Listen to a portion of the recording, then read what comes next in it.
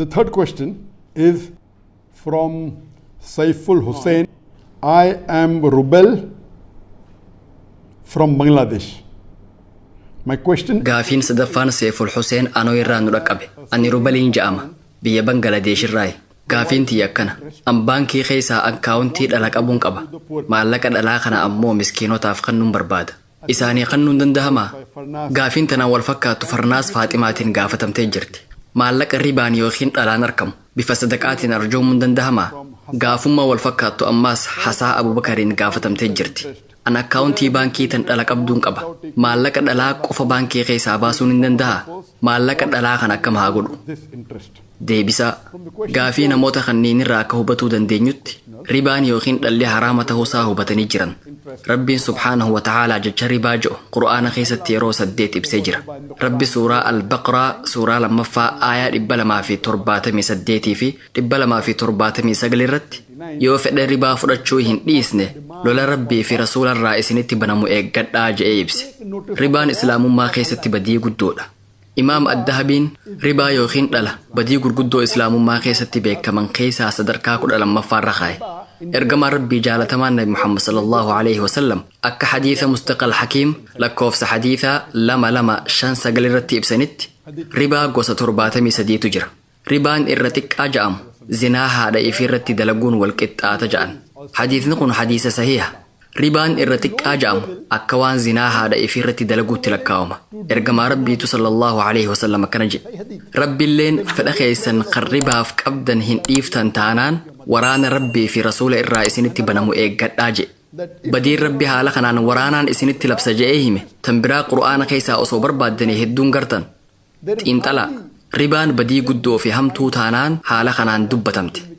Gaafii namoota sadanii tan maallaqa ribaa kana akkam haa goonu ja'anii haa laallu. Sadaqachuu dandeenya. Baankii baasee haa sadaqadhu. Maallaqicha baankumatti dhiisee maallaqa saniin qixaa alumaa haa sadaqadhu ja'anii gaafatan. Waa'ee maallaqa ribaa baankii baasuu fi sadaqachuurraa haa dubbannu. Sadaqaa kannuun dura maallaqa fudhachuun dirqama. Ribaa fudhachuun ammoo haraama. Kanaafuu maallaqa ribaa fuudhanii sadaqaa kannuunuu haraama. Hogguma maallaqa ribaa fudhatte sanitti waraana Rabbii fi Rasuulaa ifirratti labsitee jirta. Kanaafuu maallaquma ribaatuu fudhachuu waan ja'amu yaaduun hin barbaachisu. Maallaqa dhalaa fudhatanii sadaqachuun haraama. Waan kana raawwannaan badii hojjatte. Wayita sadaqattu san tarii sadarkaa badii hir'isuu dandeessa. Ta'us dilii dileedee jirta. An hanga ammaatti ribaan haraama ta'uusaan beeku. Ammaan tanaan dhage. Ammoo maallaqa ribaatiin baankii keessaa qaba. Akkam haa godhu jettee yoo gaafatte. Tun gaafii addaati.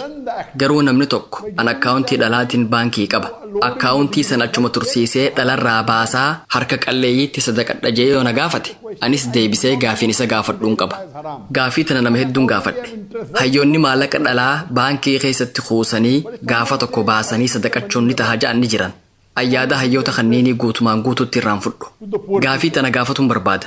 Fakkeenyaaf an daldala baala sammuu hadoochuu irratti yoon hirmaadhe yookiin ammoo warshaa farshoo banee dalagaa tanarratti doolaara miliyoona tokkoon itti baasa.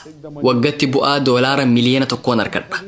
Bu'aan irraa arkadhe hunda isaanii sadaqadha. Kun islaamummaa keessatti hayyamamaadha jeetiin gaafadha.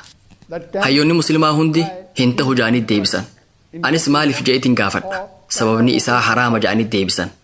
Baala sammuu nama hadoochuu gurguruun farshoo oomishanii gurguruun sadarkaa diliiwwanii Imaam Addahabiin kaa'e irratti sadarkaa 19ffaa irratti argama. Ribaan ammoo sadarkaa 12ffaa irratti argama. Kanaafuu badii sadarkaa 12ffaa irratti argamuuf yoo naaf hayyamtan badii sanii gadii tan sadarkaa 19ffaa irratti argamtu maaf naaf hin hayyamne je'eetiin gaafadha. Hubadhaa dalagaa farshoo irratti yoo hirmaattan dalagaan tun dalagaa gurguddoo keessaa takka taatus Rabbii fi Rasuulli waraana isin irratti hin labsan. Garuu ribaa irratti hirmaattan taanaan takkii kannitanii yoo fudhattanii jirtan taanaan waraanni Rabbii fi Rasuulaa isin irratti labsama. Maallaqa dhalaa fuudhanii sadaqachuun ni hayyamama eega kanaan jettan ta'e farshoo daldaluu fi baala sammuu hadoochuu daldaluu irratti hirmaadhee bu'aa waan sanirraa arkadhu niin sadaqadha taanaan naaf hayyamuu qabdan. Kookeenii fi baalota sammuu namaa hadoochan gurguree bu'aan arkadhu hunda niin sadaqadha osoo jettanii gaafattanii ulamaan isiniif hayyamu tokkolleen hin jiraatu. Sababni isaa dalagaan tun haraama. Ribaa irratti yoo hirmaatte hawaasa miidhaa jirta. Mata duree diinagdee dhalarraa bilisaa tan Qur'aanaan deeggaramte jedhu irratti haasawa taasiseetiin ture. Ribaa yookiin dhala irratti hirmaachuun hiyyeessa haalaan hiyyoomsa. Nama waan kana irratti hirmaate irratti Rabbii fi Rasuulli waraana labsanii jiran. Akkaanaan amanutti maallaqa ribaa baankii baasanii sadaqachuun haraama. Tarii haalli itti hayyamu jiraachuu mala. Fakkeenyaaf dhala nyaachuun haraama ta'uusaa arra beeytan. Baankii ammoo maallaqa dhalaa qabdan. Maallaqa kana akkam goona jettanii yoo na gaafattan deebisaa kophatti isiniif hin qabna. Garuu baankuma keessattiin kuufadha. Achuma kaayeetiin dhala qofarraa baasee sadaqadha. Yoo jettan kun guutumaan guututti haraama. Kanarratti Rabbii fi Rasuulli waraana labsan. Guutumaan guututti dhorkaadha. Hanga arraatti haraama ta'uusaa yoo hin beekin maallaqa dhalaa baankii keessaa qabdan taanaan maallaqa kana akkam haa goonu jettanii yoo gaafattan deebisaan addatti itti kennama. Kanaaf hayyoonni hedduun filmaata garaagaraa kennan. Fakkeenyaaf Sheekh Ibnu Baaz maallaqa kana namoonni biroo akka deeyni yookiin liqii ifirraa kafalaniif jecha kennuu ni dandeessanii jedhe. Haa ta'u malee ulamaan hundi maallaqa dhalarraa argame dhuunfatti itti fayyadamuu akka hin qabne irratti waliigalan. Maallaqa dhalaa fudhachuun dhoorkaa ta'us garuu akka tasaa tahee fedha keessaniin malee yoo isinitti dhufe fuutanii dhimma biraarra oolchuun ni ta'a. Fakkeenyaaf maallaqa sooramaatu jira. Maallaqa sooramaa yookiin xorataa fedha keessaniin malee akkaawuntii dhala qaburra kaayan. Kun fedha keessaniin malee waan isinitti dhufe tungaa fi addaati. Yookaan ammoo bakka dalagaatti namni isin waliin hojjettan osoo isin hin beekin yoo waan akkasii dalage waan san isin quban qabdan taanaan fuutanii nama biraatii kennuu ni dandeessan. Haa ta'u malee isin ifumaa dabtara qusannaa dhala qabu banattanii san booda maallaqa ribaa baasaa arjoomuun dhoorkaadha. Haa ta'u malee wanni akkanaa isin mudatee jira taanaan amma booda waan akkanaa irraa fagaachuu yoo murteessitan maallaqa hanga ammaa ribaarraa harkattan akka gootan isinitti hima. Tokkoffaan nama liqaan irra jirtuuf kennuudha. Lammaffaan ammoo manneen hawaasni itti qulqullaa'uu fi dhiqatu ittiin ijaaruu dandeessan. Sadaffaan ammoo namoota rakkataniif arjoomuu dandeessan. Garuu namoota isinitti hirkatoo ta'aniif kennuu dandeessan. Ilma keessaniif, intala teessaniif, abbaa keessaniif, haadha teessaniif kennuu hin dandeessan. Kunniin warra gargaarsa keessan haqa godhatu. Karaa gabaabaan namoota irraa dhaaluu dandeessanitti maallaqa san kennuun hin ta'u. Akkasumas namoota isaan kunuunsuun isinirratti dirqama ta'etti maallaqa dhalaa san kennuun hin ta'u.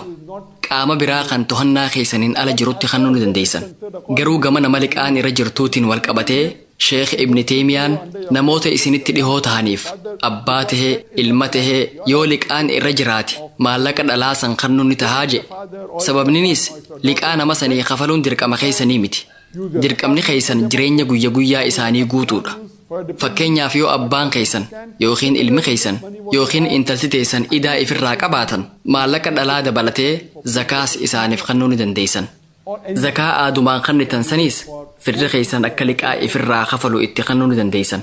Haaluma wal fakkaatuun maallaqa dhalaa fedha keessaniin malee isinitti dhufe kanaas warri isinirratti hirkatoo tahan akka maallaqa ifirraa kafalaniif kennuu ni dandeessan. Nama biraatiifis kennuu ni dandeessan. Namoota harka qalleeyyii kanneen isinirratti hirkatoon tahiniif kennuu ni dandeessan. Tola ooltummaaf oolchuu ni dandeessan. Manneen qulqullinaa ittiin tolchuu ni dandeessan. Garuu wanni beekuu qabdan haala ribaa san keessatti itti fufuun qabdan. Rabbi dhimma kanarratti ajaja ifatee hinuuf kenne. Dalagaa tanarraa toobachuu yoo feetan ulaagaa shan guutuu qabdan. Jalqaba dhalli dogongora ta'uusaa irratti waliigalaa. Kanaafuu ribaan dogongora jettanii waliigaluu qabdan. Lammaffaan hogguma dogongora ta'uusaa beeytan sanitti ifirraa dhaabaa. San jechuun akkaawuntii keessan jijjiiruu qabdan. Akka dhalli sun itti fufu godhuun qabdan. Dabtara san yeruma san ifirraa dhaabuu qabdan. Maallaqa keessan akkaawuntii dhalan qabne keessa kaayaa. Akkaawuntii banachuun dirqama yoo isinitti ta'e kan dhalarraa bilisaa banadhaa. Ani Indiyaa keessaan jiraataa ture. Biyyoota shari'aan hin bulle keessa jiraannee beeyna. Akkaawuntii dhalarraa bilisa ta'e banachuu ni dandeessan. Kanaafuu akkaawuntii dhaluu hin dandeenye banachuu keessan mirkaneeffadhaa. Akkaawuntiin hedduun dhala qaba. Kanaafuu isin akkaawuntii dhalarraa guutumaan guututti bilisa ta'e banadhaa. Sababni isaa wayita akkaawuntii banattanii maallaqa baankii keessa kaayattan. Isin maallaqa isaaniif kennitanii warri maallaqa san itti fayyadame akka dhala isiniif kafalu hayyamaa jirtan jechuudha. Kun guutumaan guututti haraama. Kanaafuu amma dura akkaawuntii dhalaa qabdan taanaan ammuma gara akkaawuntii dhalarraa bilisaatti jijjiiraa. Maallaqa dhala sanirraa hafe akkumaan dura isinitti hime sanitti wantoota irratti baasuu qabdan irratti baasaa. Wanni beekuu qabdan guddaan akkaawuntii ribaa sana hatattamaan ifirraa dhaabuu qabdan. Maallaqa ribaarraa baaseetiin jira jettanii akkaawuntii itti fufsiisuun dhoorkaadha. Akkaawuntii san dhiissanii keessaa bahuu qabdan. San booda akkaawuntii dhalarraa bilisaa banadhaa. Maallaqa mana keessan keessa kaayuun ulfaataa yoo ta'e baankii keessa kaayachuu ni dandeessan. Akkasumas daldala karaa cheekiitiin dalagattan taanaan akkaawuntii dhalarraa bilisa ta'e banadhaa. Wanni irra gaariin baankii islaamaa keessatti akkaawuntii banachuudha. Inni lammadaa biyya teessan keessa baankiin Islaamaa yoo hin jiraanne baankuma jiru sanitti banadhaa. Garuu dhalarraa bilisa ta'uusaa mirkaneeffadhaa. Ribaa san dura sababaa wallaalummaa keessaniitiif isinitti seene harka qalleeyyiif kennuu ni dandeessan. Sun hayyamamaadha. Because of your ignorance that you can give charity to the poor people, it is permissible.